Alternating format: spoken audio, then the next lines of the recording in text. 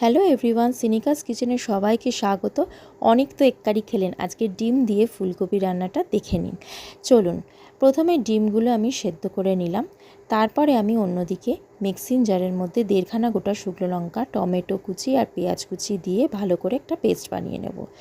এবার সর্ষের তেলের মধ্যে সেদ্ধ করে রাখা ডিম নুন হলুদ দিয়ে লাল লাল করে ভেজে নেব। দেখুন ডিমটা খুব সুন্দর করে লাল করে ভেজে নিয়েছি। এরপর আমি একই তেলের মধ্যে টুকরো করে রাখা আলুগুলো লাল করে ভেজে নেব। আলুগুলো লাল হয়ে গেলে তারপরে আমি দিয়ে দেব ফুলকপি। ফুলকপি আমি একটুখানি সেদ্ধ করে রেখেছিলাম।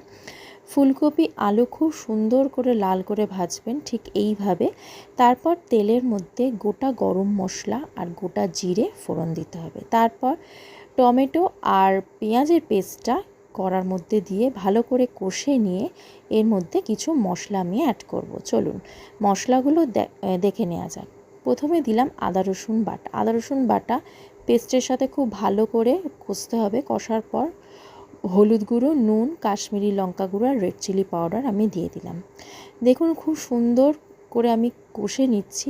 এরপর একটু মশলা থেকে তেলটা ছেড়ে এলে আমি এর মধ্যে অ্যাড করে দেবো চিনি। আমি ঝাল মিষ্টির একটু ব্যালেন্সটা রান্নায় রাখতে চাই, তবে রান্নার স্বাদটা ভালো লাগে। এরপর দিয়ে দিলাম চেরা কাঁচা লঙ্কা আর জিরে গুঁড়ো। এরপর আমি দিয়ে দেবো ফুলকপি আর আলু লাল করে ভেজে রেখেছিলাম, সেটা আমি দিয়ে দিলাম। এবার ভালো করে কষে নিয়ে দেখুন আমি মশলাতে না পুড়ে যায় সেজন্য আমি হালকা করে একটু জল দিলাম। এবার সব ভালো করে মশলাটা কষে নিতে হবে অবশ্যই। এরপর আমি পরিমাণ মতো জল দেব। জল দিয়ে এটাকে আমি সেদ্ধ বসিয়ে দেবো খানিকক্ষণের জন্য। আলু আর ফুলকপিটা ভালো করে সেদ্ধ হতে হবে। আমি একটু চাপা দিয়ে সেদ্ধ বসিয়ে দিলাম।